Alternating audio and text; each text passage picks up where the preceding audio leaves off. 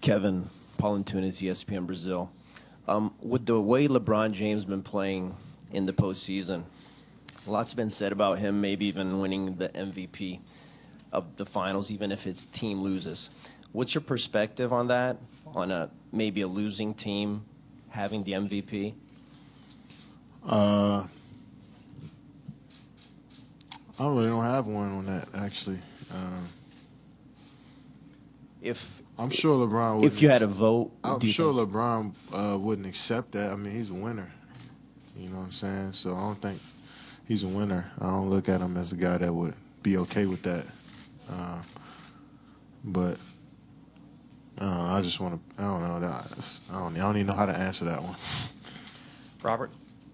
Robert Littell, BSO. One of the things that we've seen in the playoffs are fans being a little bit more bold in how they're approaching players. You had a great game last night. You had a couple of Cavs fans that out by your hotel, heckling you.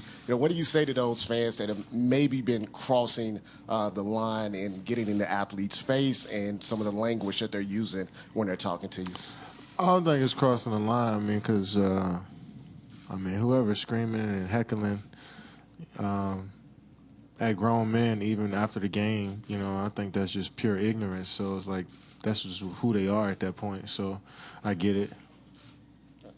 When those guys at your hotel last night, you asked them what did they say.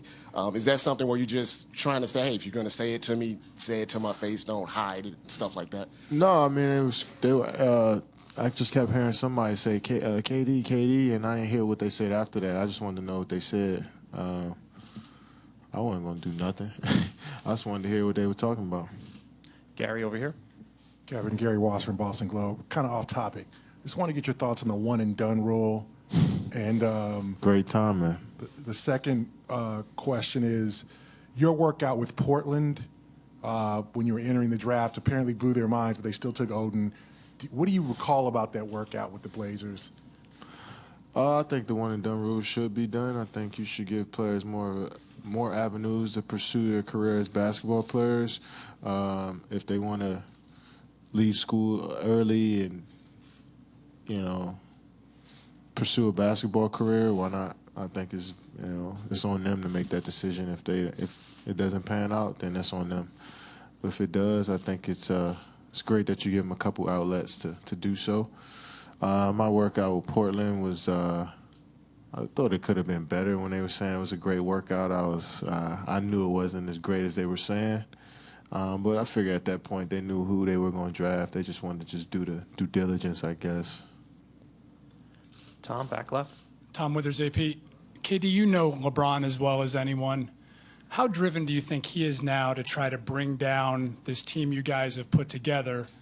And do you think he'll go somewhere else to try to assemble a super team to bring down the Warriors?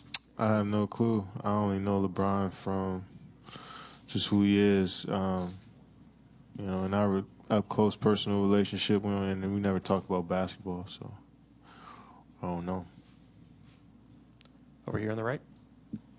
Dan Devine, Yahoo Sports. One of the big topics sort of is going around today is the importance of basketball IQ, the ability to think the game at the highest level. Obviously, that was an important deciding factor when you made your choice about where you wanted to go in free agency. How does that help at a team level in a situation like this when you're in these high-pressure moments? And, what have you seen from your team this year as opposed to in years gone by? I think that experience just helps, just going through it. That trial and error is only going to make you a better player. We got a lot of guys that got a lot of experience in the NBA, especially after the playoff run last year. And then we added, having Nick, an 11-year veteran who's been through so much, play with some great players.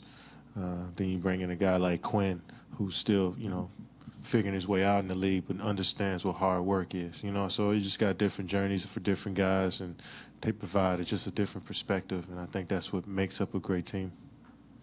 All the way in the back.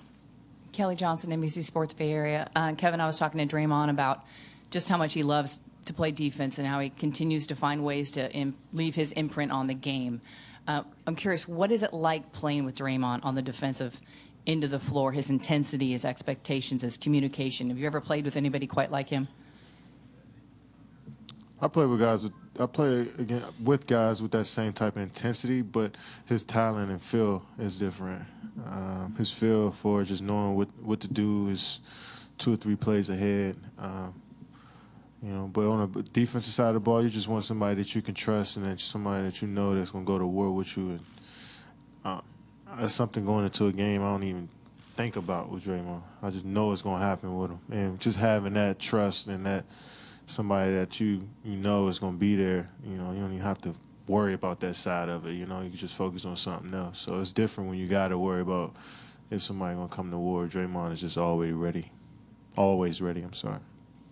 Connor? Kevin, Connor Letourneau, San Francisco Chronicle. What has LeBron meant to you in your career, and what has it meant to you to be able to face him on this stage for several times now? What he's meant to me, I just think I don't know about that one. I think somebody that you can always look at, and when you're working out and strive to be better than, and strive to kind of go through the same experiences as, somebody like that, looked at as one of the top 5 greatest players to ever play the game and playing in the same era. That's rare, to have a player like that playing at the same time you are. So you're watching tendencies, movements, you're watching, just actions on the basketball court. He talks to his teammates, you're just watching through from afar. And, try to pick up some things because he's a little older. So I think in that way, just, same way I looked at Kobe and Tim Duncan and those guys, just who are at the elite level, who've experienced more, you just try to learn from by just watching from afar. I think LeBron's been a good model when it comes to that. But just being able to play against somebody at the highest stage, the highest level, just brings out the best in both of us. It just makes the games better. Shelley, towards the back. Shelley Smith from ESPN. In what way is this team more locked in right now than it was last year? It's different, man. I keep telling people it's just a different vibe. I mean, because we've been through a season with each other already as champions, going through a whole season. So, we know exactly what we need to do in order for us to win. And, so we want to do that, focus on that as much as possible. And the emotions and all of that stuff doesn't really matter. We just try to play a solid, focused game, and we'll figure out how to feel afterwards. So we just try to, it's just different. It's like I told someone earlier. I think Kanye West's first album is his best one because I didn't hear an album from him before. So the first one is always a little different, but he has some great music after that as well. So I feel like we're in that transition from having a great first year, but figuring out different ways to be good in the second year. So, if that makes sense. JaVale McGee called it a beautiful thing.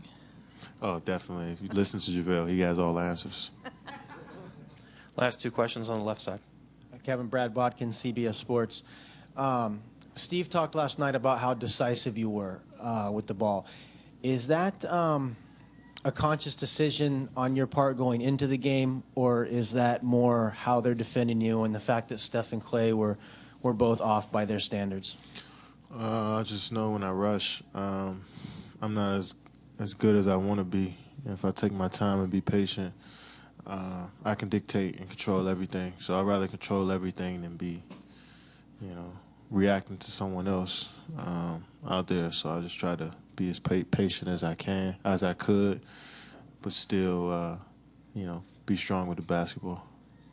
Is that a tough balance to stay patient when you know that kind of the longer you do hold the ball, or anyone holds the ball for that matter, things do bog down? Is that a tough balance to be patient and decisive at the same time? Nah, because when we throw the ball into Draymond, we still move, we still cut. So I expect the same when I get the ball, and my teammates do that. So as long as I hold the ball, if everybody keeps moving, if I don't find nothing, then I can go to work. Melissa, last question. Melissa Rowland, Barrier News Group. LeBron was talking about how the challenge around the league is not only to find a group of guys as skilled as the Warriors, but as intelligent as the Warriors. Is intelligence kind of a less appreciated aspect in a locker room? And what's it like being in the Warriors locker room in terms of everybody's collective IQ? I think as basketball players, we should all be offended if intelligence isn't the first thing you think about when you're looking at basketball players. I compare us to musicians. I compare us to artists, to architects, to surgeons. I compare us to the highest at any field because what we do is hard. We're one percenters in the world. So when you walk into any locker room in the NBA, I expect you to think that all of these guys are intelligent at what they do, and I think that's a underrated trait from somebody outside of the league, from outside of the locker rooms, because they don't realize how hard the game is, I think, sometimes. But, you know, it's hard to find intelligence, character, unselfishness all at the same time. And that's rare in any profession, I think. Thank you, Kevin. This concludes.